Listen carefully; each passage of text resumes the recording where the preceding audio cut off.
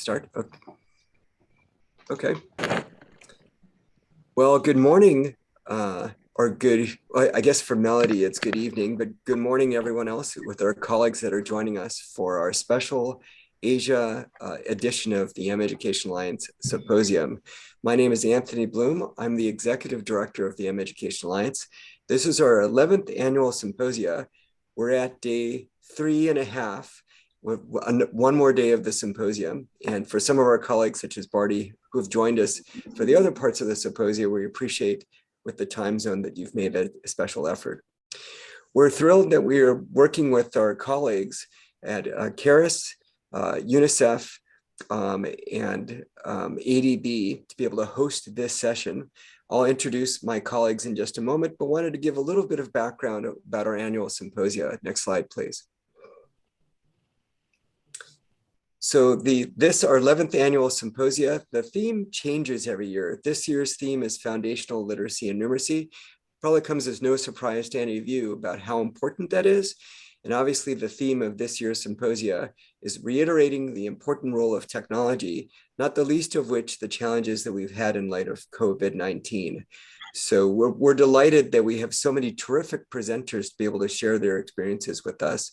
And my colleagues as fellow members of the mEducation Alliance really appreciate your assistance in helping organize this session as well. Next slide, please.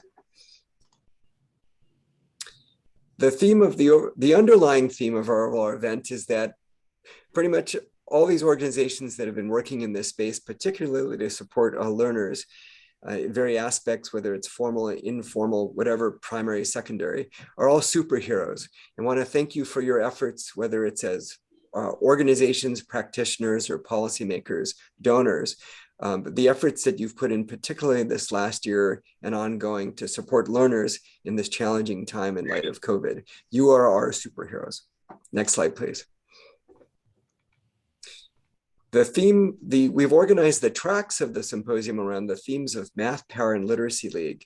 Now, the mEducation Alliance itself actually has communities of organizations that focus on math-related apps and literacy-related apps. And so encourage you, if you're interested in finding out more about those communities, to please let us know. However, overall, working with the theme of superheroes, the symposium itself was organized around these two themes of Math Power and Literacy League and how we could collaborate together. Next slide, please. We also want to acknowledge the great contribution of our mEducation Alliance members. As I mentioned, ADB, UNICEF, and KERIS are all members of the mEducation Alliance. We have around 43 institutions that represent development and donor agencies, foundations that all have a common interest in investing in EdTech in low resource developing country context. And they have contributed valuably, just as my colleagues I'll be introducing in a moment, to helping make this year's symposium a success. So thank you. Next slide, please. We've also had sponsors for this year's symposium, so just want to acknowledge the contributions of a variety of organizations to help us organize this year's event. In particular, the EdTech Hub has been a deep partner of ours since the mEducation Alliance's inception, and we really appreciate their support for this year's symposium. We also are delighted to have organizations such as Hempel Foundation, RTI, Neil Butcher and Associates, Enuma, which I understand is presenting, Chemonics, Lock Paper Scissors, and Pro Futura. Next slide, please. For this year's symposium, we had 38 countries participating, over 145 presenters, and close to 600 registered participants. And a number of our colleagues have joined us for all 11 of our symposia. Next slide, please. What we're really excited about today's format, in addition to being able to take advantage of our colleagues from 3 member institutions to share their reflections about the importance of EdTech in the Asia region and globally, is that we'll have gallery walks then with a number of the organizations that we've invited to be part of today's event. The gallery walk, if you're not familiar, is individual participants will choose which galleries that they want to participate in. I believe we have approximately an hour, so that would mean that there's approximately 3 galleries that could be visited. We really like the gallery walk format because it provides a more intimate opportunity for presenters to share their experiences with participants and to have a meaningful conversation, as opposed to potentially just having a panel presentation, that you may just have one or two questions. There's a role for that. But the gallery walk, we feel, is an important way for organizations to have a chance to hear from other participants to share their experiences. The chat is your friend, so feel free, even during this session that we're about to have, to drop chat questions that you may have, or when you're in the gallery walks as well, to also use the chat function. Next slide, please. So without further ado, I'd like to introduce our three colleagues who will be leading today's session. Jeffrey, Jian Xu. Jeffrey, I know I had the Jeffrey correct. Jian Xu, I hope that was correct. Senior Education Specialist with the Asian Development Bank.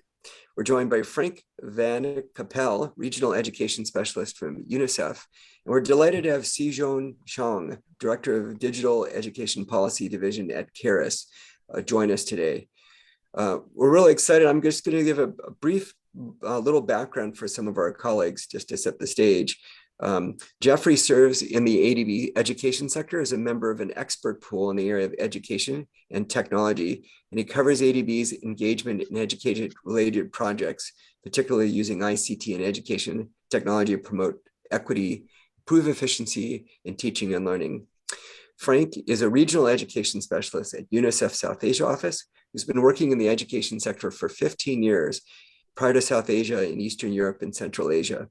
Frank leads regional work on Reimagine Education and research on the reach and effectiveness of distance learning during COVID-19. And finally, Director Seejoon Chang is in charge of policy research, collection and analysis of big data, opening of big data, the application of AI education and digital education, the policy division of KERIS. Before turning it over to Jeffrey to kick us off, I will say that in terms of the organizing of the event, as organizers, we're delighted to have a variety of organizations share their experiences. It doesn't necessarily suggest explicit endorsement of those organizations. Just want to make that clear, just to put that on the onset. But obviously, we're delighted and did have a competitive process by which to select the organizations to present today. Jeff, could I turn it over to you to provide some welcoming remarks and thoughts from your vantage point at ADB? Thank you, Tony. Can you see my screen now? Yep.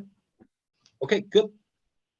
Thank you a lot, Tony, for having us in this important forum. And as part of the as a partner for mEducation Alliance, on behalf of Asian Development Bank, I'm really pleased today to talk about to share some of the ADB's education sector projects and initiatives.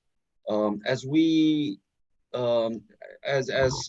ADB's vision for education is to support its developing member countries to achieve equality assured, inclusive education system that ensures learning for all.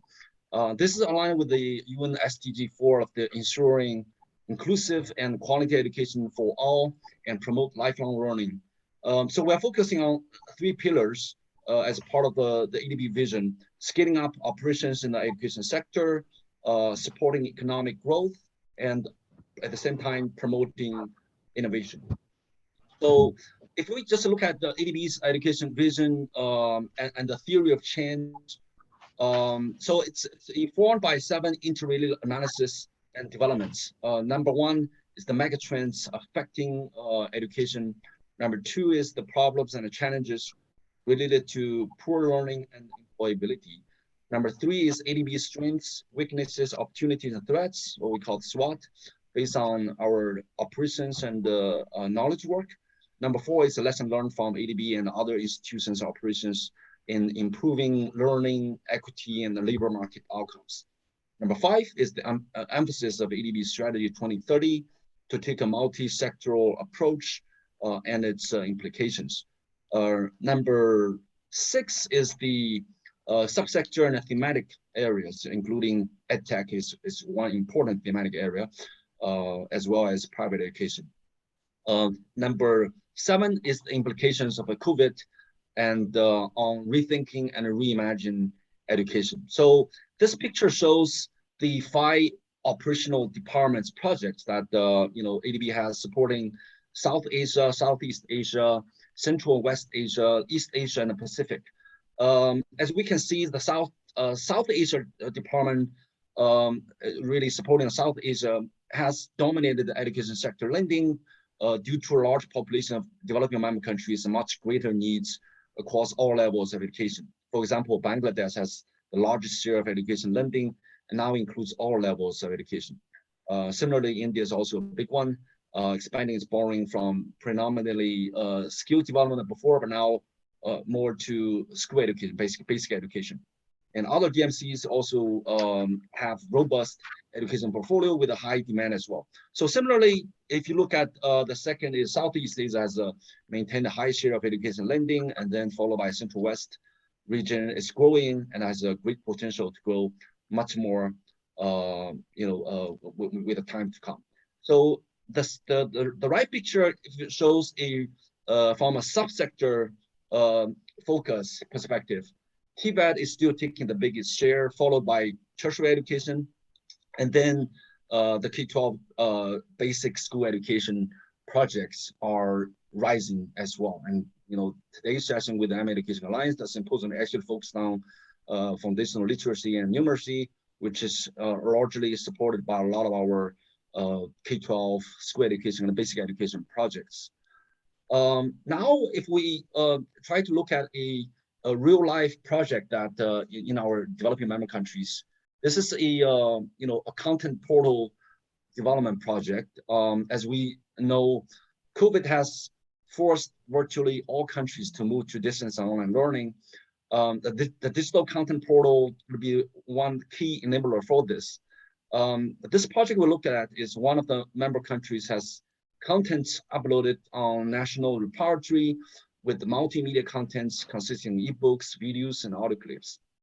However, the platform shows various issues for, some broken links, lack of metrics for measurement, some poor quality and the poor organization of the materials. So if you look at the lesson learned on this initiative, which is, I think, quite common challenges and across the different countries. So if you look at the different factors to see why it didn't achieve the desired outcome. So first, if you look at the infrastructure pillar, so there's a lot of large video files uploaded, and that which demands for big connectivity and the data consumption, where most of the regions of the households or schools don't even have a connectivity. And also the contents uploaded are not mobile friendly. In reality, most households, based on our study, they really only have access to smartphone for some of the households, but only a small percentage of households have access to devices such as tablets or computer laptops. If we look at the enabling government policies on this project, so there's no maintenance and support funding to upgrade the contents and platforms after rollout. There's also no tracking of the contents access and usage by students. So basically, there's no tracking of which students access what contents to get feedbacks on the quality and the popularity of the contents, and also no tracking of how much time each student spend on the contents to link with their learning outcomes. So so the success of the project is actually measured based on how many videos were produced and uploaded, but not on how many students access for how long and whether this results in learning outcome improvements. So that's the if you look at then the next pillar on the school and teachers. Most teachers are now trained to utilize the platform to create customized digital contents and assessment capabilities for their classes. And for students and caregivers, similarly, there are no training on and the student access is not even tracked, like we mentioned, nor is linked with the learning outcomes. So, yeah, so if we finally look at the final pillar, look at the providers of the contents and the support for the platforms, there is a single provider for centralized content creation, and it's not continuous upgraded based on the current funding model, and there's really no upgrades based on usage analysis, and there's no integration with other systems and contents. So Yeah. So what we then did is taking some examples and lesson learned on some real life project we've seen. We then rationalize the landscape and define what we call the digital education readiness framework, the DERF framework, which is a toolkit and framework with 5 pillars, 20 subcategories, and a total of 76 indicators. So these are the important factors to assess at a country level, at the regional level, and school level, and each individual project level to ensure all the relevant and interdependent factors are assessed and aligned to ensure the successful rollout of any technology edtech interventions as a part of the digital transformation process.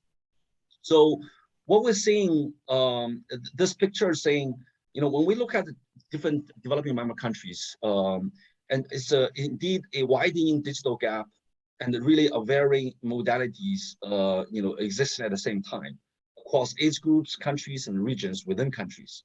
So we see the traditional in-person learning, which has existed for centuries, is forced into remote and distance learning due to COVID. And as well as online learning for households that has internet connectivity. Well, this blended with the in-person learning is becoming the new normal amid and post the COVID. But in the meantime, many countries have tried to hybrid various modalities such as flipped learning, project-based learning with a blended learning to maximize the benefits of remote and online learning, as well as the in-person learning. So the next stage we're saying is digital learning need to take a more transformational approach.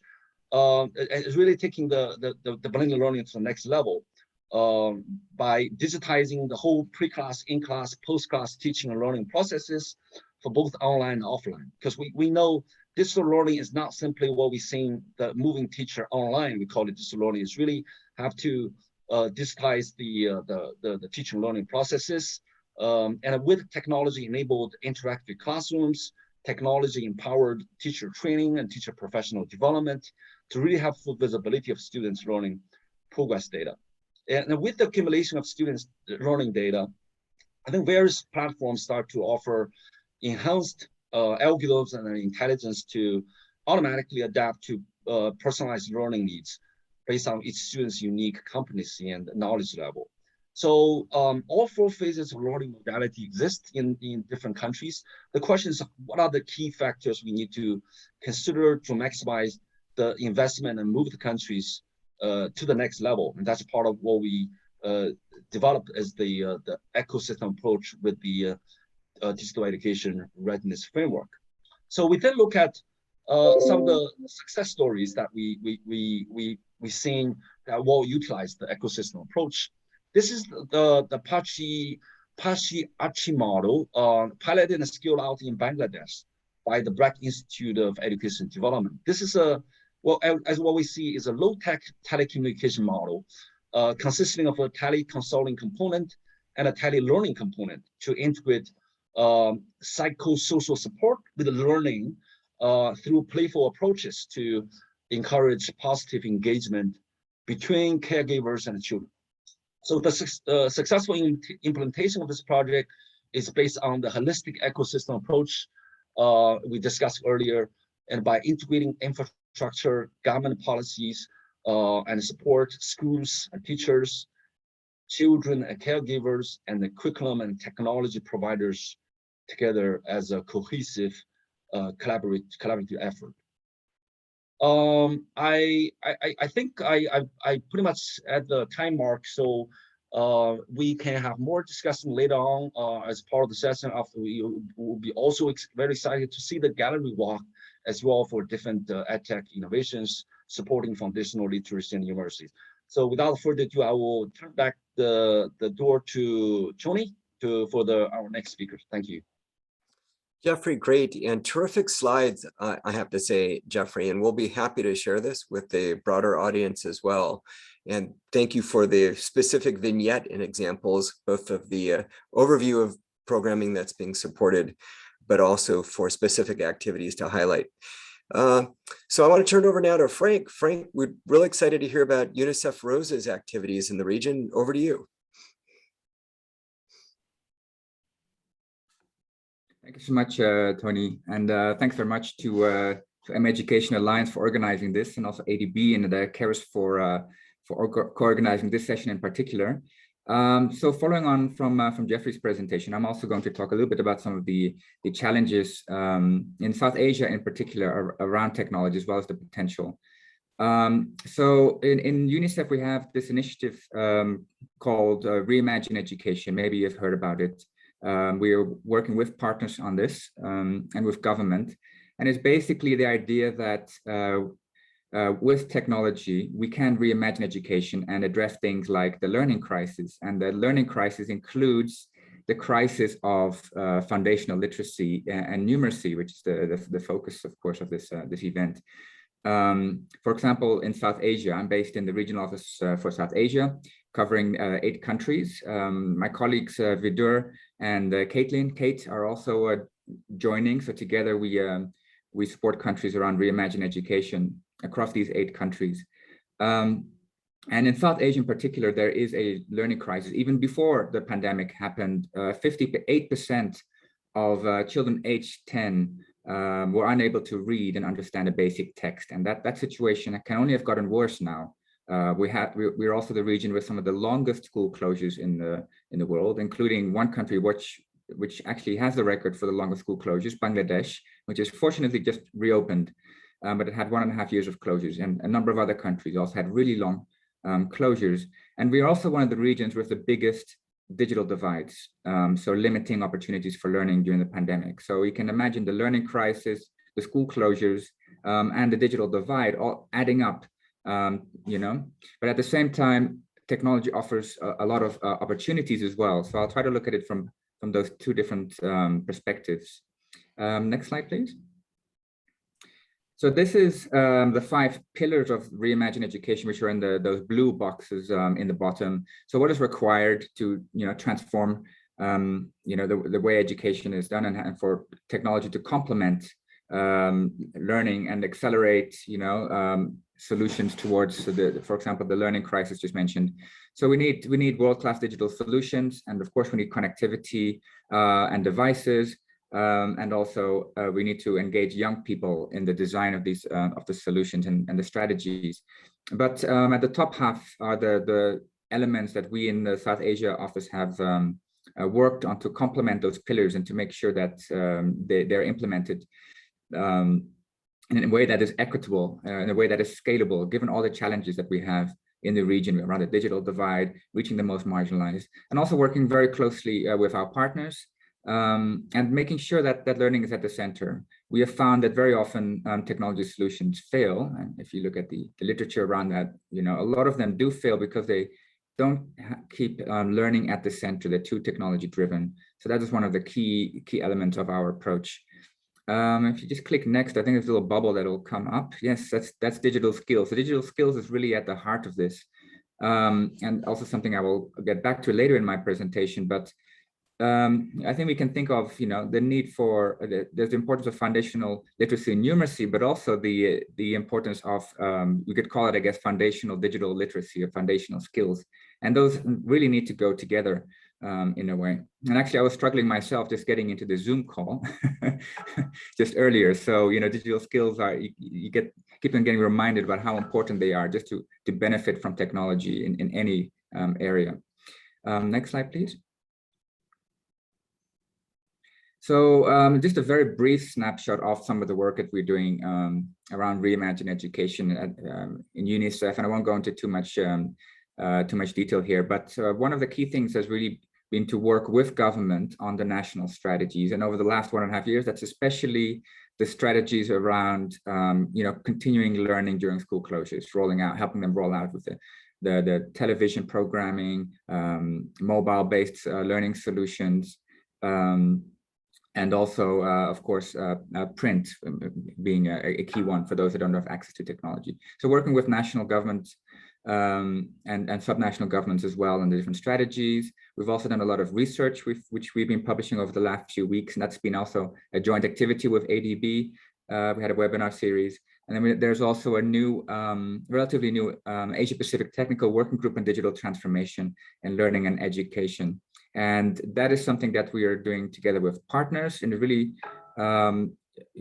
we've very much realized that reimagining education and technology for learning, it's a very big area, and different organizations have different strengths in this big scope of work. And it's really important to work together in countries, but also at regional level. Next slide, please.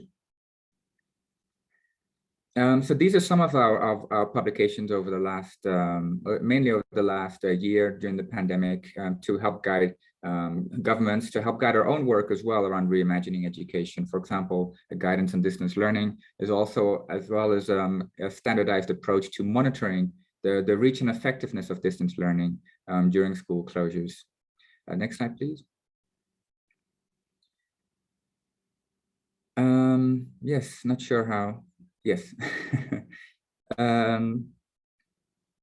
So yeah, I won't have too much time to go into depth about some of the challenges. This is for Asia Pacific more broadly. Our region covers only South Asia, but just more broadly around Asia Pacific to show some of the connectivity rates.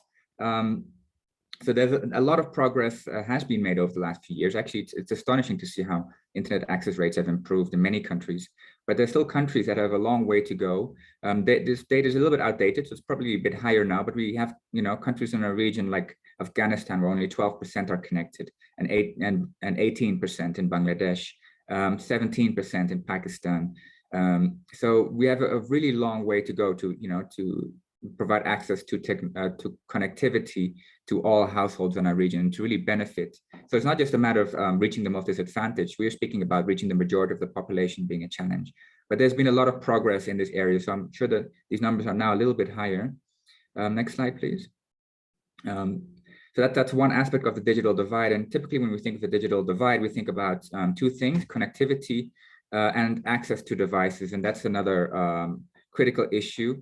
This is the devices, so that all these children, especially during the pandemic, it has really spotlighted the children who are at home. They don't have access to devices. How will they continue their learning? Some of them don't even have textbooks. So this is one of the things that as UNICEF we really worked on to see how we can reach children even with print, even with basic mobile phones. The teachers can SMS and call and support in those ways. Next slide, please. So just to mention that, the majority of households, even in our region, even in the poorest countries in our region, more than 90% do have access to at least a basic mobile phone in the household. So we shouldn't just discount those basic phones and in terms of a learning support. And we also have one of the biggest gender digital divides in South Asia. There's a huge gap in terms of mobile phone ownership between women and men. We've also found in the research that my colleagues and I have done that there's also disparity in opportunities to learn through technology during the pandemic between adolescent girls and boys. So there's a huge gender digital divide, which we really need to address. And that's one of the things that we're taking very seriously and addressing as well through various advocacy events and initiatives. Next slide, please. So I'll just go over this very quickly in the interest of time, but this is one of a snapshot of the findings from our distance learning research in South Asia, which is that beyond the digital divide of lack of access to technology, connectivity, there's other barriers to address, and that is the fact that very often the technology that children and youth have access to in the home are not being used for learning. We're typically seeing that less than half of children and youth are using the technology they have access to, such as TV or mobile. Even the few that have access to a laptop and computer, sometimes they're not being used, but especially lower tech, basic mobile phones, TV are often not used for learning, even if they do have access. Smartphones, the rate is a bit higher, but still often a large proportion of those with access to a smartphone are not using it for learning. So what is the issue here? Well, one of the key things is digital literacy.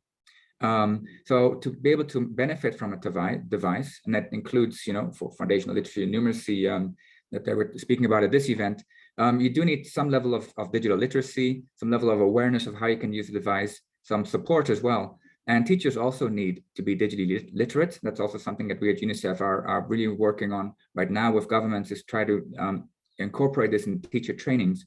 So if students lack, digital literacy, and teachers as well, and parents and caregivers as well, that is leading to a situation where devices that children do have access to are not being used for learning. So beyond providing also teachers with access, connectivity, they also need digital literacy, and so do the students.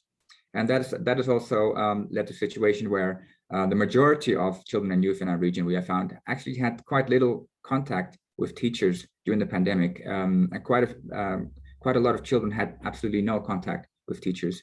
And then we're also seeing that reflected in when we ask them if they're learning less during school closures compared to before, and the majority do consider themselves to be learning less. So that's all linked to the limited teacher support and limited usage of devices that they do have access to. Next slide, please. So I think I'll skip this one, but it just, we've done this research in several countries. Sri Lanka is one of them, and we're seeing quite similar patterns emerge across countries in terms of the gap between access and usage and the quite limited contact with teachers during the pandemic. Next slide. So this is a broad overview of all the different learning modalities, and this is something from a guidance we published very early in during the pandemic last year, just to give the country offices in our region, our partners, government, a snapshot of all the different learning modalities that can be rolled out to continue learning. And we have divided that into low tech in the top and high tech in the bottom, self-learning modalities on the left and teacher guided on the right.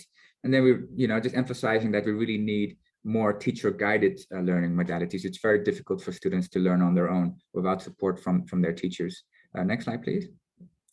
So I'll just go through this a little bit more quickly now. This is a project that I was involved with a number of years back. And it's called the Hole in the Wall project because it's literally was an experiment where you put holes in the wall and place computers inside them and don't provide any guidance whatsoever and see what happens. It was a very interesting experiment, got a lot of media attention at the time. Next slide, please.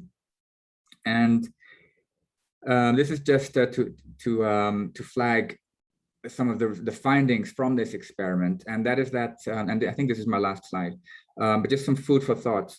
And it's about also a bit of a chicken and egg story about using technology for foundational literacy and numeracy. Because the big question is, if you want to use technology for acquiring foundational literacy and numeracy, do you also need foundational technology skills, digital literacy skills, to be able to use them?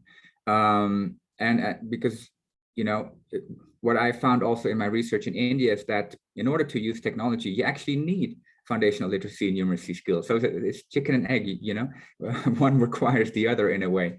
But what was very fascinating from my experience was that as long as the tools, the games, the apps are very user-friendly, even if you're not literate, you can actually use them to learn. So user-friendliness is really key here, making it accessible to those that have, starting out with no digital literacy skills, but also without literacy skills. And how can you still how can you still address that? So there is definitely potential there, and I think Google Read Along is an example, for example, where even without digital literacy skills, even without literacy skills, you can still use that app to become, to help you become literate. And I think Google Read Along presented at an earlier session. So, but also, digital skills also requires friends often. They're often acquired through friends, and then again, social inequities come to play. But anyway, this is just some food for thought. Which comes first, foundational literacy and numeracy, or foundational digital literacy, or can we actually acquire those both at the same time? So just a reflection for to think about over the next presentations. But thank you so much. I think this is my last slide. Yes, it is. So thank you very much, and enjoy the remaining presentations. Frank, again, thanks for the overview. I mean, both just providing the experience of UNICEF and Reimagine Education, but also specific examples like Hole in the Wall, which it's been a while since I had heard about that project. It was terrific that you were able to introduce that again. I now like to invite our colleague from KERIS, Seejoon Chang. Seejoon, we'll welcome you to provide some comments as well in regards to KERIS's impression of EdTech. Over to you.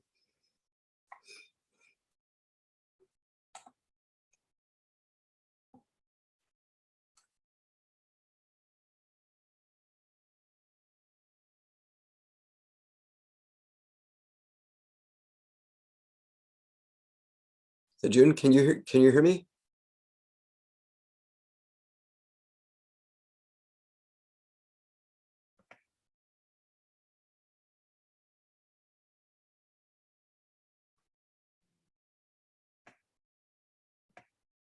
Seejoon? Nicole or Kim, can you guys hear Seejoon? Or are we completely frozen? He looks like he's frozen. Oh no, he's frozen. All right, well, while we're getting him sorted out, we were basically inquiring if it probably would make sense to leave folks, maybe just a quick poll in the same room, just to do presentations and to have a few minutes for Q&A. Does that sound okay, Jeff and Frank, with you guys? Just be able, so we could all be beneficiaries of the presentations? Was that Jeff? Sorry. Oh, Seejoon's back, Tony. Okay, Seejoon, over to you.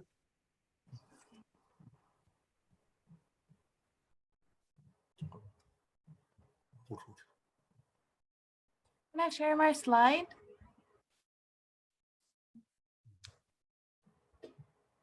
You could I'm not authorized to share the slide.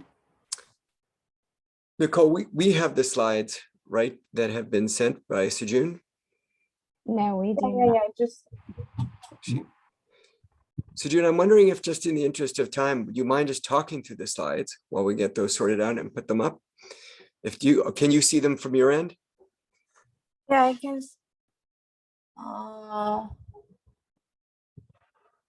Seejoon, you just been made working now. co-host. Yes. You should be Okay. able to. Okay. Oh, there you go. Perfect. Great. Good morning and good evening, ladies and gentlemen. My name is Seejoon Chang, and I am Director of the Digital Education Policy Division at KERIS, the Korean Education and Research Information Service.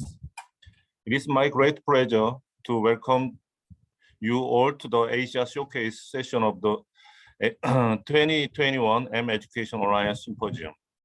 I feel privileged to be here representing KERIS as we enter our fourth year of collaboration and cooperation within the mEducation Alliance. Due to the COVID-19 pandemic, the past 2 years has been an unprecedented challenge for EdTech integration, and it has allowed us to conduct a vast educational test of full-scale remote classes. Although we have been preparing and implementing systems for remote classes for more than 20 years, however, we still face some challenges when we were forced to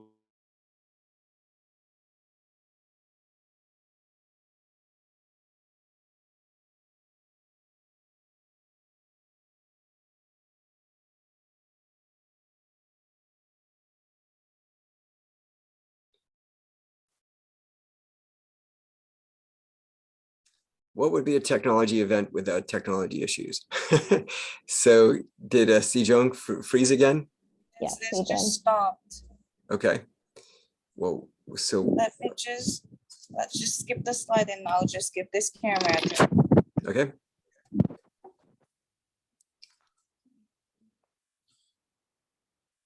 Although we have been preparing and implementing systems for remote classes for more than 20 years,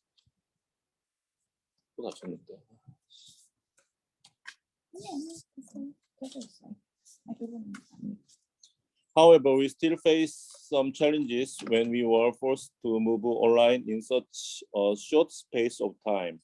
Due to these challenges, a huge effort was made to support those in need.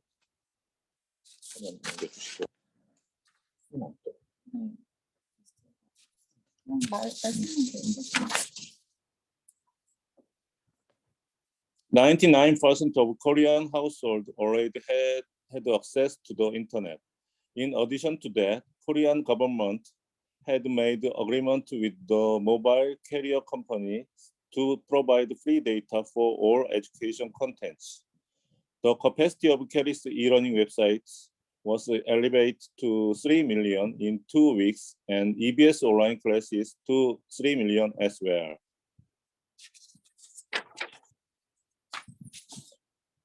Along with the expansion of infrastructure and materials, there were attempts to empower the teachers' digital capacities.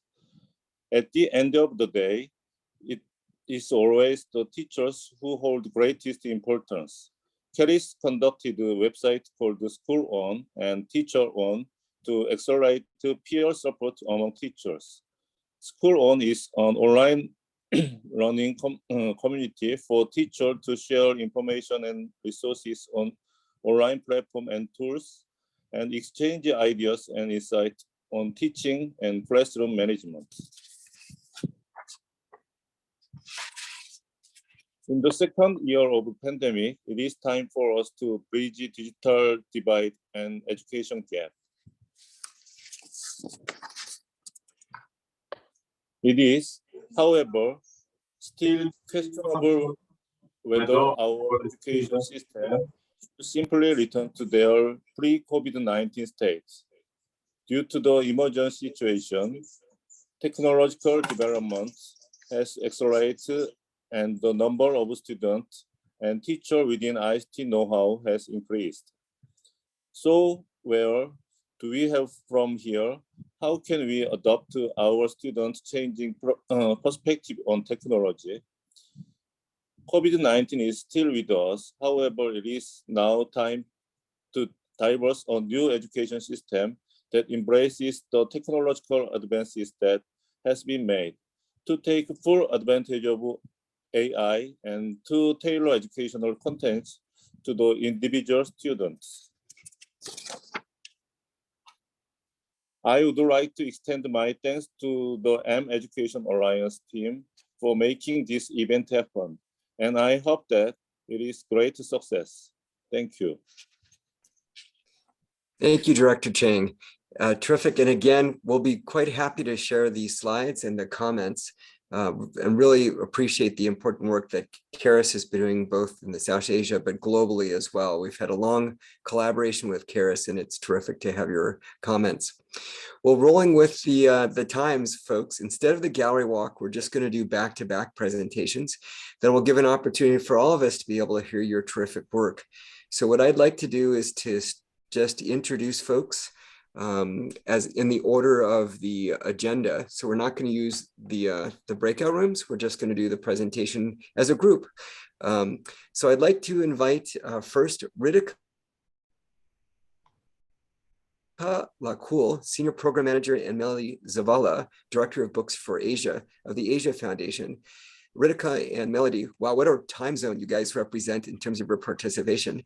Would like to ask that you speak for no more than 8 minutes so that we'll be able to go through the presentations and have a few minutes for Q&A. But Ritica and Melody, if I could turn it over to you to give your presentation.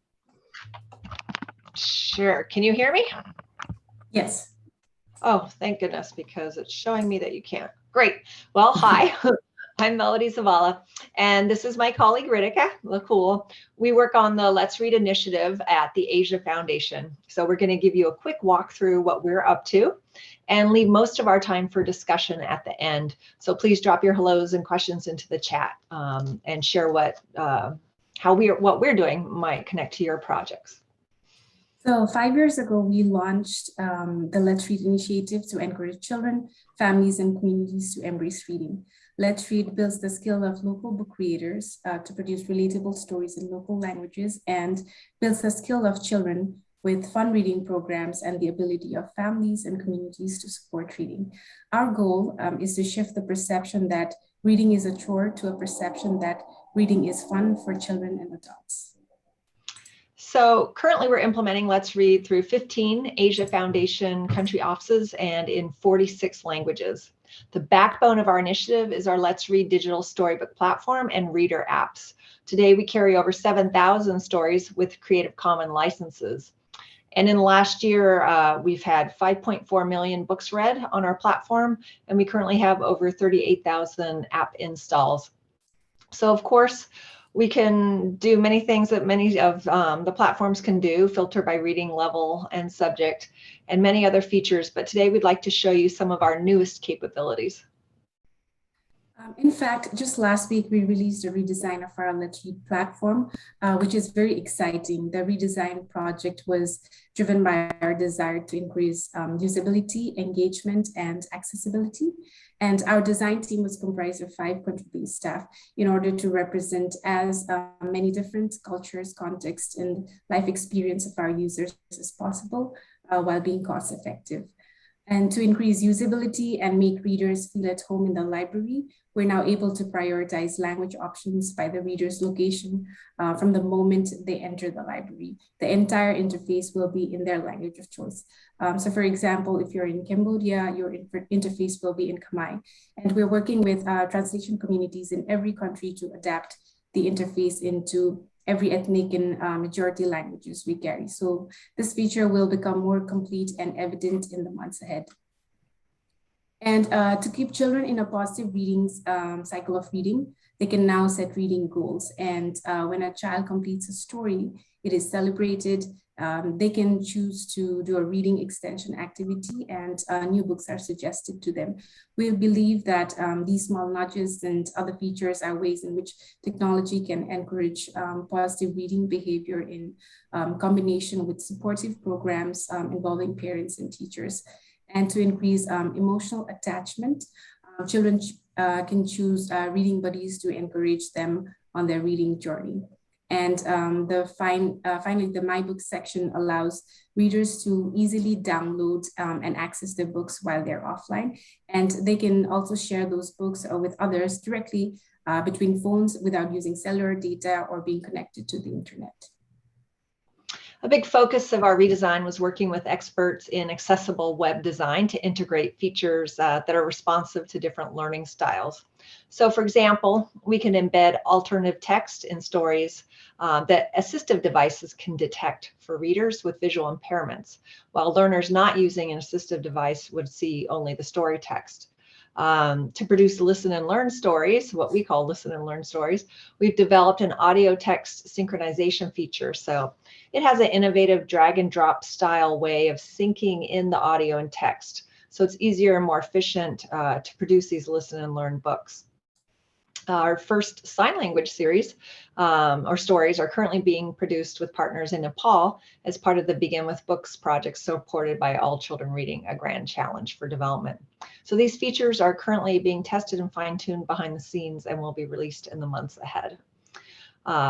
It's important to emphasize that changing reading behavior requires engaging with users not only on the platform, but also in person through reading programs involving teachers and parents. And our country offices partner with community organizations, national library systems, schools, and they use direct outreach. For example, in Nepal, with the support of All Children Reading, we're launching a program called Ready to Read and Play with children ages 3 to 6 and their family members. The project involves community outreach workers who use both digital and print materials, weekly story and play-based sessions, support between sessions with SMS, and a concurrent reading campaign on social media. So that's an example. Another is with private support, we're launching similar projects with preschool and with primary school age children in Mongolia and Cambodia. In the Philippines, we're one of 5 partners involved with the 5-year ABC Plus project, which focuses on improving learning outcomes in grades K to 3. We're collaborating with local book creators to produce supplemental reading material in at least 8 languages or mother tongues in print and digital formats to support DepEd's mother tongue-based multilingual education policy. So these are just a few of the enhancements we've made to improve Let's Read usability, user engagement and accessibility, and a few examples of projects that use our technology to increase reading behavior. Moving forward, we plan to incorporate small, quick design sprints to react to the changing needs of our readers and partners so we can continue to help children develop foundational literacy and become fluent readers. Thank you all for being here. And if you have any questions, we're happy to answer them.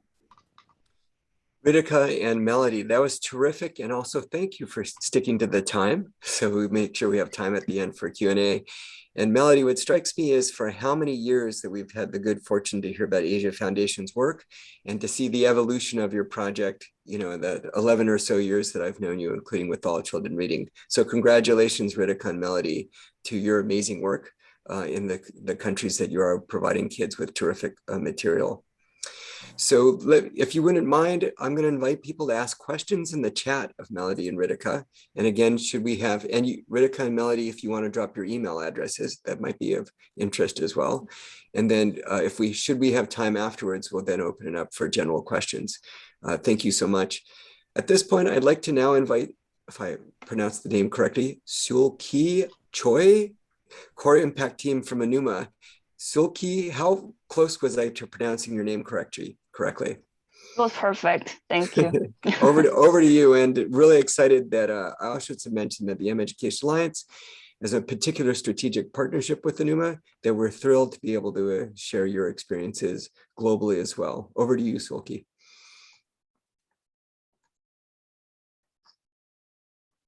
Can you see the slide? Yep. Okay. Hi, everyone. I'm happy to introduce about home-based digital learning for multicultural and low-income children in Korea using a Korean literacy app called Enuma Gulbang. I'm Seulki, and I'm an Impact Partnership Manager focusing on business development and project management of Gulbang.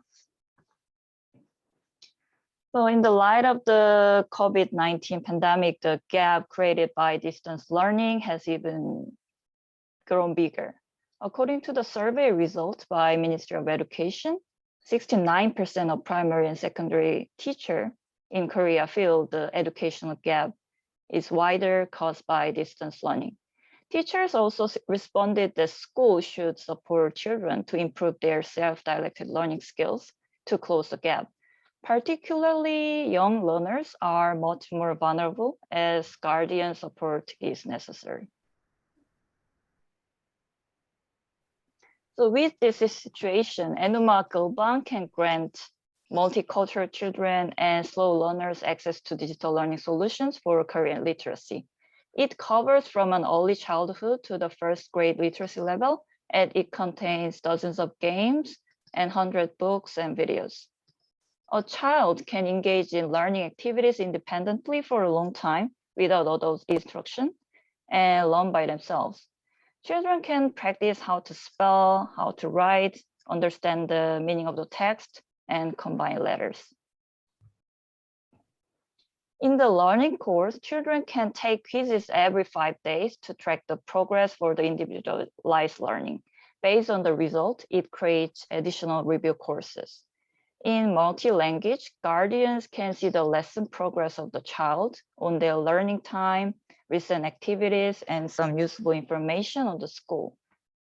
It also provides books in multi-language, including Vietnamese, Thai, Japanese, Chinese, and English so far. And it will be expanded to 13 more languages.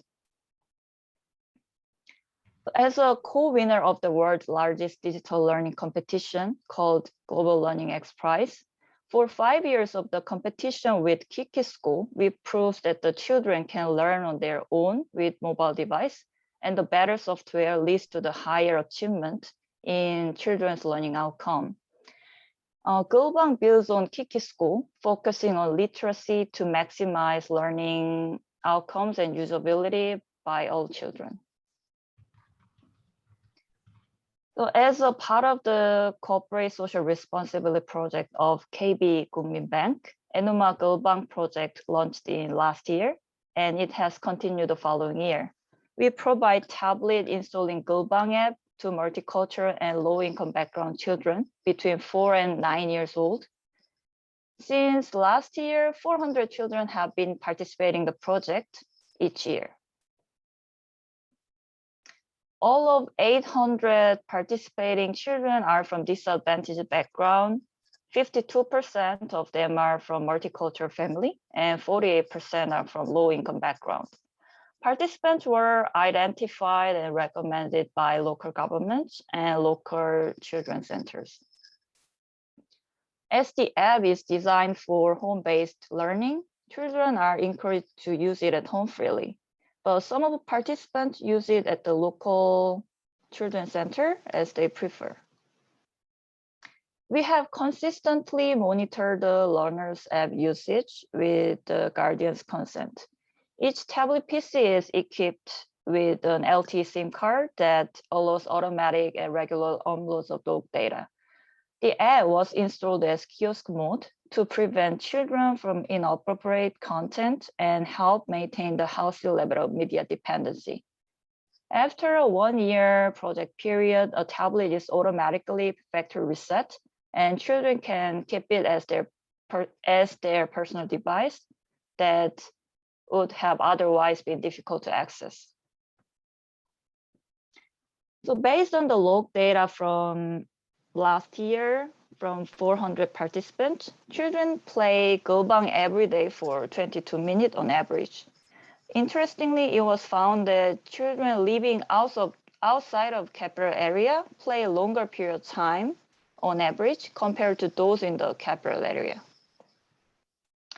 So adding on the project manager's support on participants' identification, they also play the important role of bridges between the participant and the product. Communication channels called KakaoTalk also set up to provide direct service to the users, and it also helps smooth project management. So after 6 months of the project launch, research was conducted by Chang National University on participant experience of Gobang at the end of last year. From the survey, parents reported that their children's reading, speaking, and writing skills, as well as their pronunciation and vocabulary improved. Parents also observed Gobang had a positive impact on the children's self-esteem and motivations. So based on Gobang, one tablet can be a comprehensive learning tool to support children's independent and individualized learning at home, at school, or anywhere. So responding to the request for expansion of content from first-year project, our math app called Todo Math has been included since this year project. And our English app called Todo English will also be available from next year. And then for children who have access to learning opportunities, we are trying to expand partnership and scale up with government and the private firms. For instance, with the support of Ministry of Education and KERIS, Gobang has been selected as the digital learning solution, and we are providing Gobang to the elementary school students from disadvantaged background. Yeah, so that's it from my side. Thank you so much for your interest on this presentation. If you have any questions, feel free to contact with this email address. Thank you. Seulki, thanks so much. And again, if you want to drop your email in the chat, should people have questions. And very excited to see the model that Enuma is using, Seulki, with Todo Math and some of your English language products. And then the opportunity that we have with the Enuma School and collaborating with Enuma to identify the opportunities to do national and regional languages of a Enuma School that's on basic literacy. So should any of our partners be interested in having additional discussion with Enuma about doing different language versions, for example, of their Enuma School initiative, Seulki, I'm sure you and your colleagues would be happy to answer those questions. So I want to thank you again for staying on time. This is great. So really appreciate it as well. Let's go to our next presenter. We have two representatives from Nudged Trust Top Parent, Vatsala Sharma, who's a consultant, and Sashwati Banerjee. I understand that Vatsala will be presenting on Nudged Trust. So over to you, Vatsala.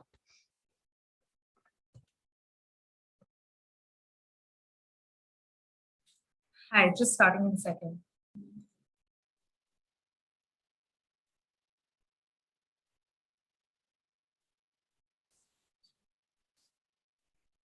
Is the view okay? Yep, it is indeed. All right, great. So I'll keep it really quick and make sure that we're under the 8-minute limit. So Top Parent is really a solution where we're talking about a free Android application that works for family engagement and foundational literacy and numeracy. Just before we get into the solution, I'd just like to set some context really quickly.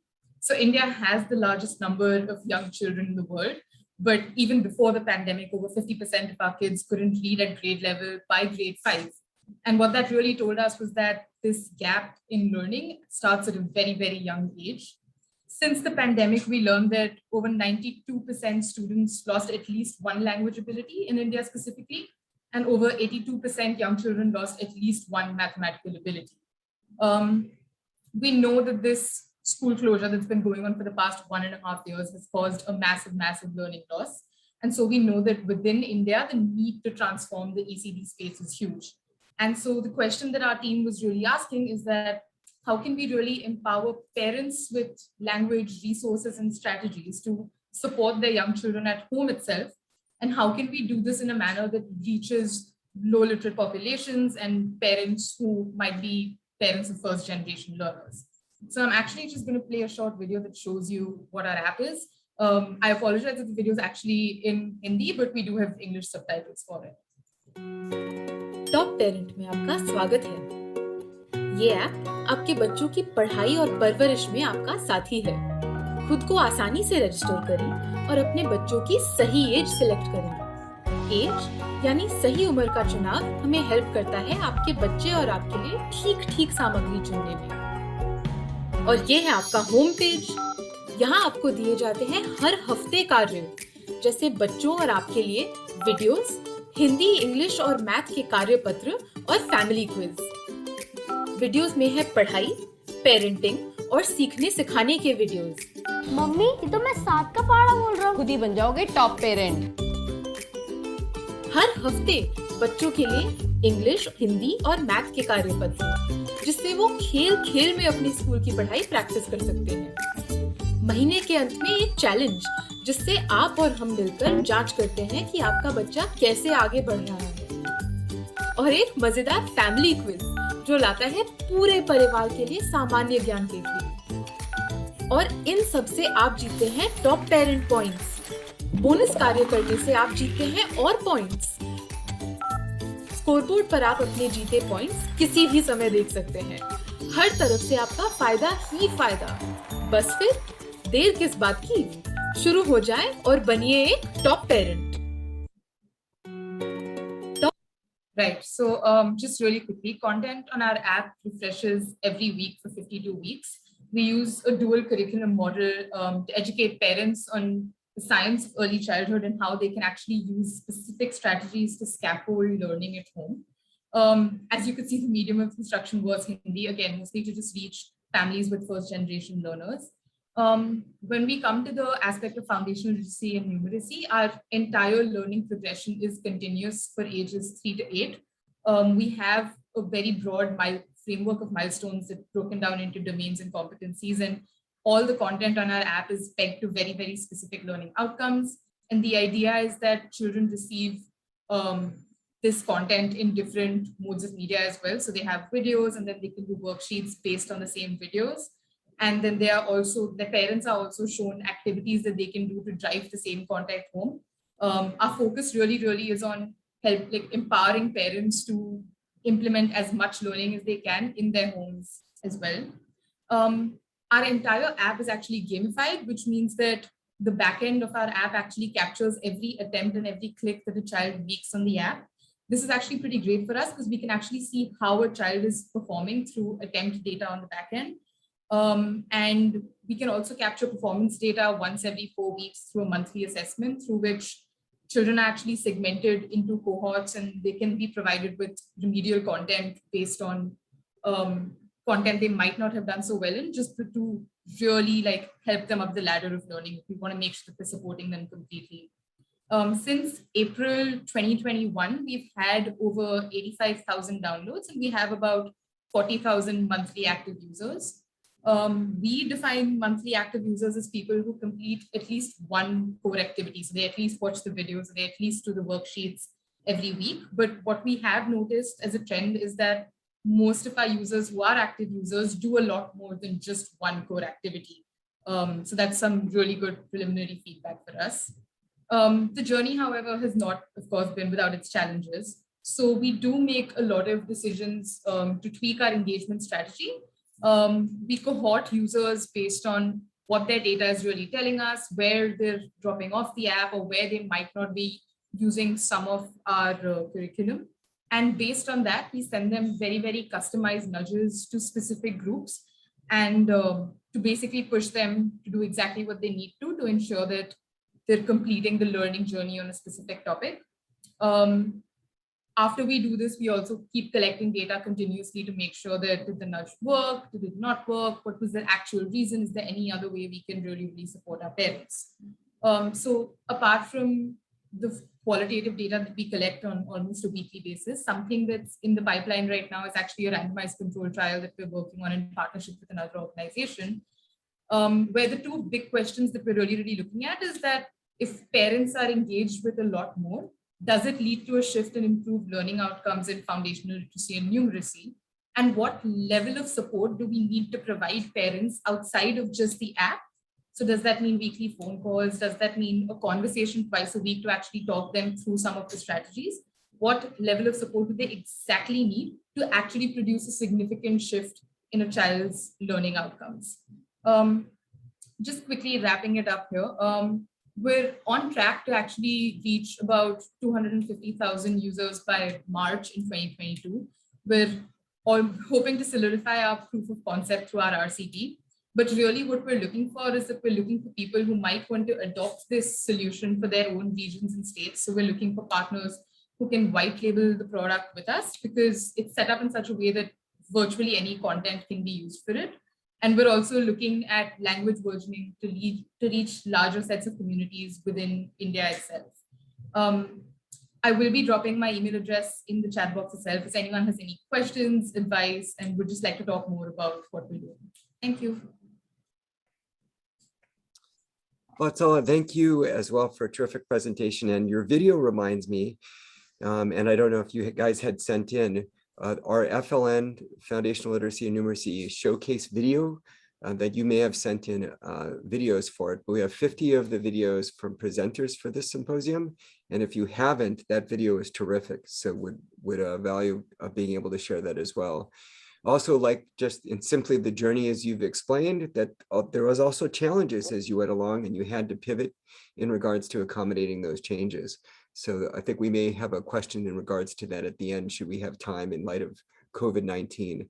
Thanks, Vatsala. And I see people are dropping questions in the chat and encourage you to respond. And thank you also for sticking to time. I have a little timer here that just went off, so you were perfect. Really appreciate that. I now like to invite my good friends Yolanda, Quijano, and Mojica, or Amy Mojica, Deputy Chief of Party from Resources for the Blind. I have a personal relationship with Resources for the Blind, having founded the All Children Reading Grand Challenge, and the Resources for the Blind being a multiple recipient of awards from All Children Reading. And so very excited. Yolanda, will you be the one who will be presenting? Hello, thanks, Anthony. Actually, we decided to show our video because it's shorter. And then now I will request Ami to please present the video now. Okay. For all of you. Thank you.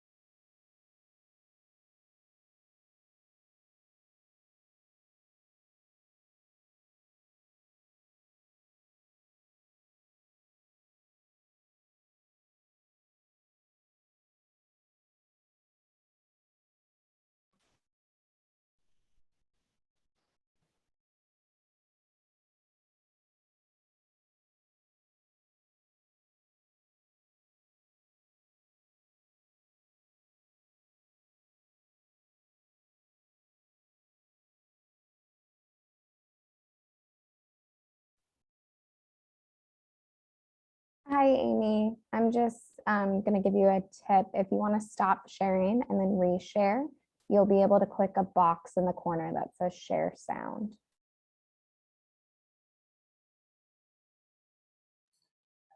Sorry, we are adjusting the sound.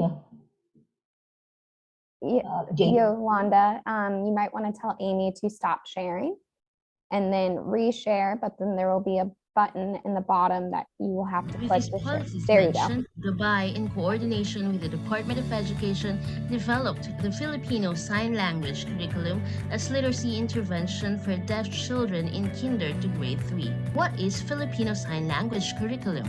The Fsl Curriculum is a guide for teaching deaf children that lays down competencies that will develop the understanding of language inputs through natural gestures, body language, facial expressions, finger spelling, and Filipino Sign Language. The expression of language, outputs, wants, needs, thoughts through and building literacy skills in reading and writing through finger spelling and Fsl. It is for the use of teachers of deaf students in 39 pilot schools and expansion schools in project sites Batangas City and Province, Sorsogon City and Province, Maasin City, and Southern Leyte, which is for tryout for school years 2020 to 2022. The development of the Fsl curriculum followed a process. First is the selection of curriculum writers involving 10 education program specialists and hearing teachers for the deaf from the Department of Education. Documentary analysis was undertaken by these writers to determine the areas then domains covered by the sign language curriculum as well as the competencies for each domain. Gabay, together with the writers, agreed to use the adaptation approach in writing of its first draft. In this approach, the writers made adjustments and adaptations to existing curricula, the Mother Tongue Curriculum Guide, K-3, and other DepEd documents.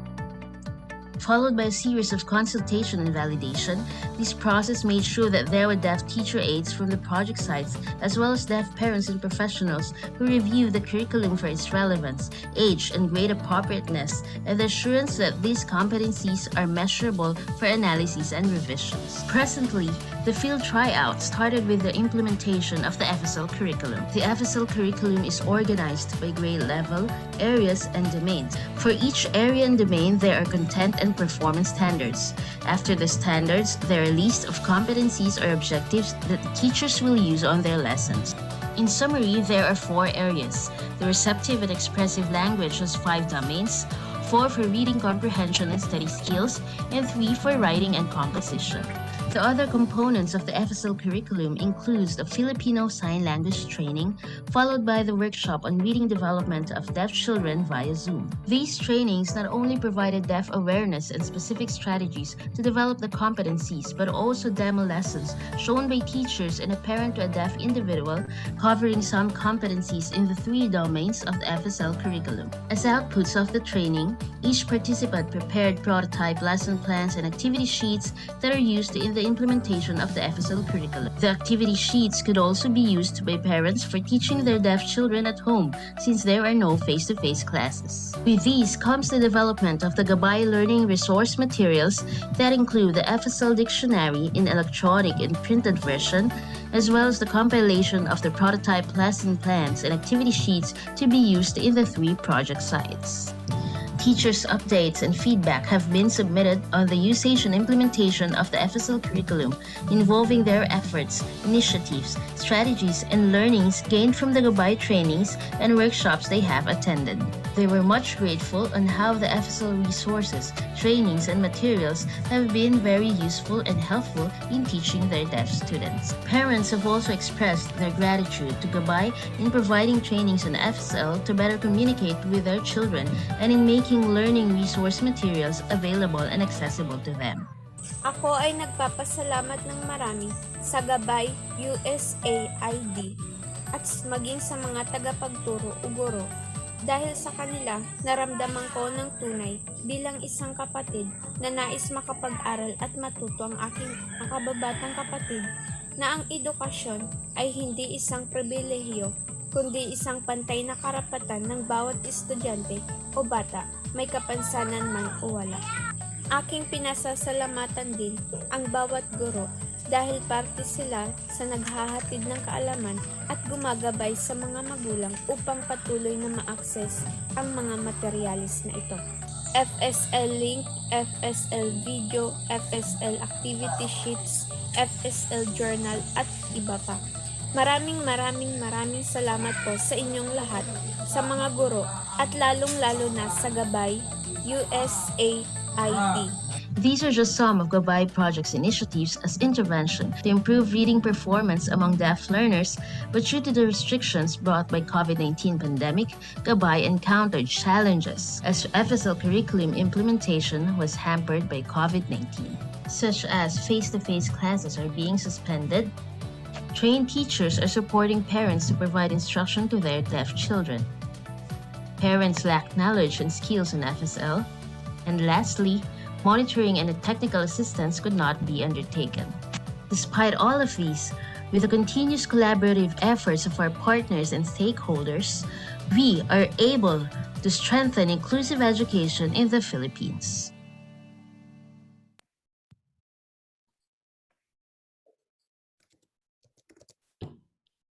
Okay, we're done.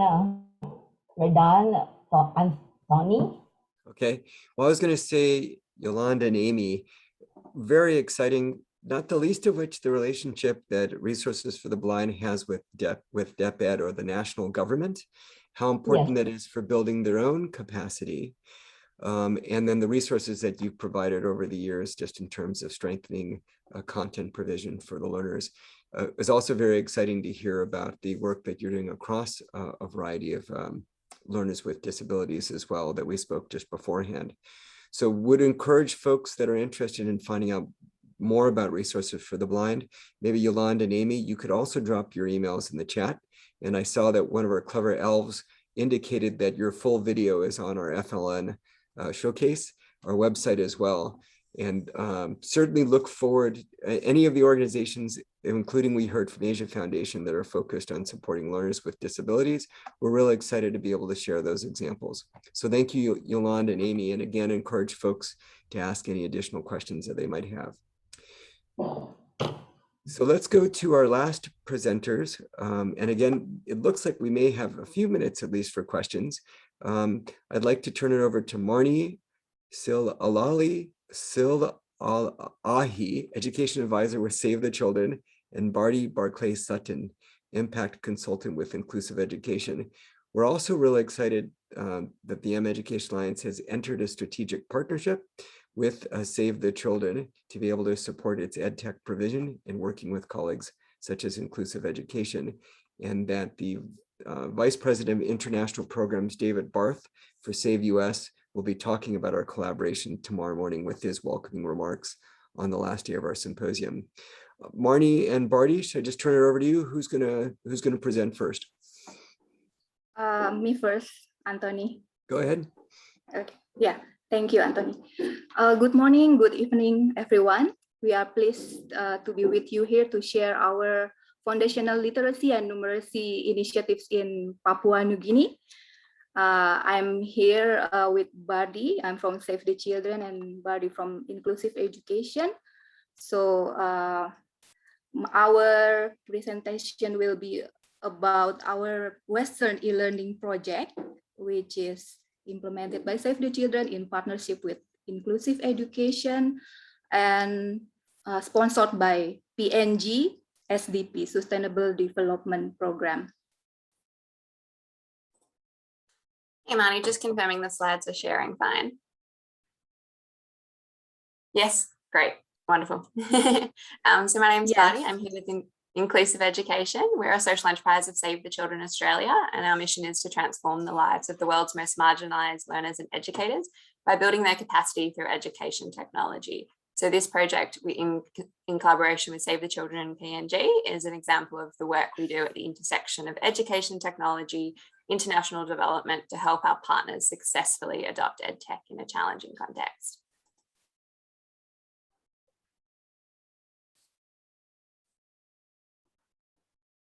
Great, so just confirming, wonderful. So as you can see here, here's just a bit of an overview of the project itself. So we are reaching 7,000 students in age grade 3 to 8 there's 200 teachers that we were able to train. Now, in the context of Western Province in Papua New Guinea, most teachers had never used technology in their teaching, and children in Western Province face really enormous challenges in achieving the national education standards. So those students have some of the poorest learning outcomes and one of the worst performing province for numeracy and the fourth worst performing province for literacy in the 2015 Pacific Islands Literacy and Numeracy Assessment. So these schools are quite isolated, and a lack of reading books and low parental literacy and high teacher and student absenteeism is why we decided to work in this province. And teachers often report infrequent access to effective teacher professional development. And the inspection and monitoring of these schools, because they're inaccessible, is often beyond the limit of the capacity and staffing budget of the Provincial Department of Education. So one of the biggest barriers to improving digital education in this area was seen as strong network coverage, the access to devices and the parental support. So as Marni will talk to us as an education advisor, almost all the teachers had a phone and 84% had a smartphone. However, 78% had actually never used tablets or computers. So you can see here that our aim was to improve access to teaching and learning materials and to help ensure that they had improved teaching skills, and then the capacities of the inspectors to actually support the teachers. So we took a really holistic approach to this project, and that was actually based on phase 1 and 2. So I'm going to go to the next slide, and Marni, maybe you can talk to some of the learnings we had from phase 1 and 2 as to why we then chose to implement phase 3.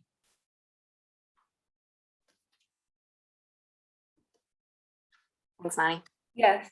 Yeah. So this slide is about our implementation phases with our journey to find the best design and approaches for this project. So we have baseline assessment in the beginning of the project, and during the phase 1 and 2, which is started in January 2019 up to June 2020. We trialed the student and teacher tablets with online learning apps in 38 primary schools in 3 districts in Western Province. And based on the learning from this trial, we decided what will be the most effective approaches for the phase 3, which is started from the July 2020 up to the next December in this year, which we trialed learning labs of students' tablets with offline apps and supported by online teacher tablets in only 22 primary schools and only in 2 districts. So we've been learning from this journey to combine the expertise and the experience evidence-based from Save the Children's Literacy Boost and Numeracy Boost common approaches on what worked best to improve skills of literacy and numeracy of students. And with the e-learning intervention, the use of applications that work best to boost the literacy and numeracy skills and improve the access to teaching and learning materials for the effective and quality learning materials, which is also aligned with the national curriculum, which is a standard-based curriculum. Thanks so much, Marni. And I'll just point out that from phase 1 and 2, some of the key learnings we had from the technology side was that security of the tablets was actually a persistent challenge, with losses that put children and school staff at risk of violence, victimization and abuse. And being a child-safe organisation, this was a key priority for us to address in the next phase. And so child-safe internet connectivity with safeguarding and usage and sustainability, again, was a challenge I'm sure that many of you face. And we had trialled a filtered data connection approach, and that didn't work, which is why in the next phase, we used a kiosk mode with offline tablets for the students and online tablets for the teachers. So you can see here in the baseline, we collected a lot of information around the student demographics, so we could measure and disaggregate the data at the end. We're currently planning for the end line, which is starting next week. So we don't have anything to share just yet, but we're happy to share our results when we find them out. Again, with the teachers as well, we wanted to look at the capacity of the teachers as it was built across the project. So this was the baseline as it stood. So you can see here the teaching qualifications. And we also measured around capacity building of the teachers in terms of digital literacy. So here there was 3 modules that the teachers went through. Module 1 was on e-learning, module 2 was on literacy, and they did complete a module 3 on numeracy. So we decided to have a phased approach rather than giving the teachers training on everything all at once. We gave them time to apply those learnings in a phased approach. And you can see here that they scored a lot higher on the literacy training, which is unsurprising compared to the e-learning. I'll move on to the next slide. So this is quite interesting, specifically because the expertise of inclusive education is to ensure that the solution proposed is locally contextualized to the challenges faced in Papua New Guinea. So one of the key issues I mentioned earlier is around poor and no internet, the expense of data and apps, and electricity. So in phase 3, we installed solar panels and we set up a system in the schools for the tablets to be charged, because one of the key issues we faced in phase 1 and 2 is we were visiting and the tablets were not being used simply because they weren't charged. And it wasn't just that they didn't know how to use them. Internet, again, we addressed that specifically through having offline apps. Now, keeping in mind that offline doesn't mean that you never have access to the internet. So for data reasons and for updating, internet is obviously enabled by our tech support officers when they visit monthly. However, as you see here, we have very unpredictable weather. So the Western Province is up a river canal and many of the schools are incredibly remote, and both due to COVID and due to weather, it makes it hard to actually ensure all of the planned visits monthly or even termly are actually possible. So we continue to face challenges in a low or no internet setting, and we're continuing to try and address them. So in terms of teacher capacity building, we had Moodle, so Inclusive Learning Platform is based on the Moodle app, and that is what Inclusive Education was able to provide so that the teachers continue to have access to all of the training resources. And again, Moodle can work offline, so the teachers can, when they have internet, download the resources they need to plan their lessons, and then they can turn the tablets off to ensure that there is a low expense of data. Now, we've actually done a digital literacy assessment, both for the students and the teachers. And again, we've just begun, so I don't have all the results just yet, but we're looking forward to finding out how the teachers and students' digital literacy has improved across the course of the project. So you can see here as well, this is literally the context of the tech support officers updating the tablet. So they are sleeping in a tent in the schools. So I hope that helps you understand just how remote these areas are. Conscious of time. So our EdTech partners, we had a number of literacy apps, which you can see here, a number of numeracy apps for teacher professional development. As I previously mentioned, we focused on our inclusive learning platform for the teachers, and monitoring and evaluation and data collection was a key aspect of this project using Power BI and Kobo Toolbox. Now, one of our key learnings was that we gave the teachers too many apps for literacy and numeracy. And I know that that's been a discussion point for this conference recently. And we are looking into the future to ensure that actually too much choice can actually paralyze people in terms of making decisions, and then you don't get a lot of success in any one being used. Now, as I mentioned, monitoring and evaluation was a key part of our project, and you can see here that we're measuring some in real time and some statically as we visit the schools with monitoring and evaluation data collected in the field. We're measuring the learning with literacy tests happening every term, so we can actually translate the learning analytics into real-time changes of impact, not just how many pages are being read or how many hours are being spent. And I'm conscious we're at time, so I might just quickly show that, as you can see, we're measuring the different apps. So the teachers accessing the learning platform materials, the pages being read in the literacy apps, and then you can see here the cumulative users as they increase. And again, we'd love to collaborate and talk to anyone who is doing data collection in this way in their EdTech projects, because there's so many questions we have around EdTech learning analytics. So I might stop there, Anthony, because I'm conscious we're at time.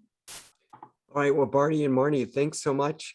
And again, sort of mentioning realistically the types of challenges with low resource environments and how you've had to adapt for that as well. We're also thrilled that we had additional presentations from SAVE and Inclusive Education earlier in the symposia, Bardie, or earlier in the day, whatever. And tomorrow morning, we'll have Thomas Badura, who's with the Ministry of Education, also as one of on our Ministry of Education panel. So just want to let you know, a good representation from PNG. Yes. I know we're at time, and I want to thank our participants. I would like to invite back just Frank, Seejoon, and Jeffrey, if you have any parting comments that you'd like to make just about the presentations you heard, and really appreciated your chat, taking advantage of the chat. So maybe Frank or Jeffrey or Seejoon, any sort of words of wisdom that you have in regards, or aha moments that you had from the presentation. Shall I start, Tony? Sure, please go ahead. Yeah, I don't know if we have time for any questions still. I had, yes, really inspirational, fantastic initiatives. I had a few questions still, but maybe we won't have time, so maybe there'll be more comments than questions then. But I can see that Some of you are really collecting great data also on the impact. So my question was also if for others also, if you're collecting any data on who you're reaching, how's it being used, what is the impact? Maybe that's also a good area for like kind of cross-sharing experiences. And then the other comment was that what we see is that very often at small scale, these kind of applications can have such an amazing impact, including on foundational literacy and numeracy. But then the question is always how can you scale it? If anybody has any further thoughts on that, you know, like devices are getting cheaper. You can try to make it offline, but still scale remains an issue. So those were my two questions and comments, you know, about, you know, collecting the data around this, about impact, and then how to scale it, especially for the most marginalized, reaching the most marginalized. Yeah. Thanks, Frank, and invite folks to put those in the chat along with their emails, and we'll be sharing the email addresses as well. And we'll also be having additional ways that we could share the experiences from this presentation with other colleagues. Seejoon or Jeff, would you like to make any parting comments?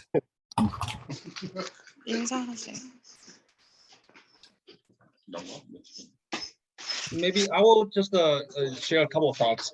Again, it's great sharing. I think it doesn't matter to Let's Read and Enuma, Top Parent, and for the inclusive education and Gabe project. So it's a great project. I've seen for both inclusive education, disabilities, and also for the kids that are in a disadvantaged situation.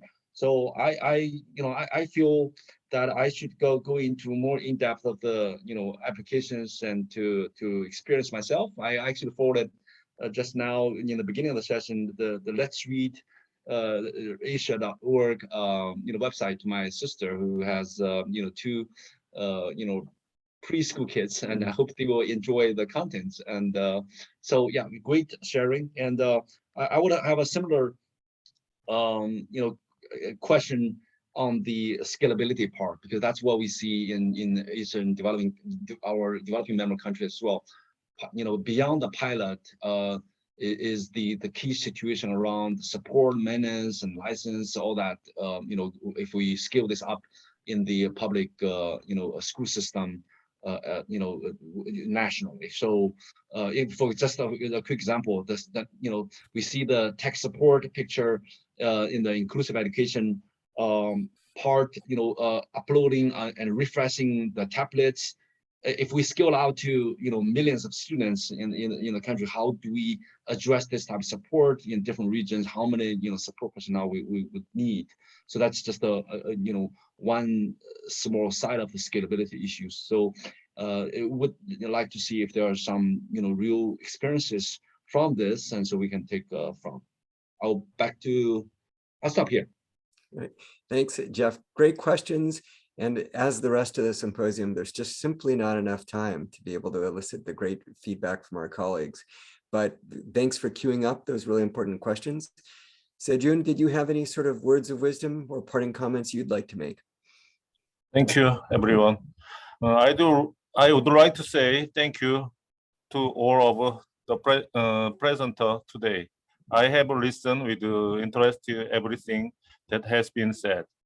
I particularly like the different methods that people are using to content children to numeracy and literacy. I think it's great to see apps and programs like this, as they make learning fun and interesting, which is so important for children. Even more importantly, I was very impressed by foundational work that has been done to help children, parents, and teachers to build their digital literacy. This is essential work. I thought that the accessibility for children on the Let's Read apps looks wonderful. It is so important that everyone has access to books. It is so great to encourage children to build a lifelong love of reading. With Enuma, Top Parents, and Let's Read, I think it's great to see apps and programs like this, as they make learning fun and interesting, which is so important for children. Regarding the Top Parents family quiz, I think that During the pandemic, some students may have felt isolated. So doing activities with their parents seems like a great way to bring them together, have fun and learn. I would like to thank everyone again and hope that we can collaborate in the future. Thank you. Thank you, Director Chang and Jeffrey and Frank, and to all our presenters. Thank you for going with the flow. I think that worked out really well, don't you all? Just in terms of being able to have the back-to-back presentation. But we will be committed as part of the mEducation Alliance to share your experiences with a broader audience. And we'll be exploring post-symposium opportunities to do that. I want to thank Kimberly and Nicole, who have been with me all day, going into our 4th day of the symposium tomorrow. And should any of our colleagues who are joining us be interested in joining us for the 4th day, we have a really exciting program as well. So from this end of the planet, I want to wish you a very early good morning, but have a good rest of the day for the rest of you as well. And look forward to being able to share your good practices after the event. So thanks everyone for your participation and have a good day. Thank you.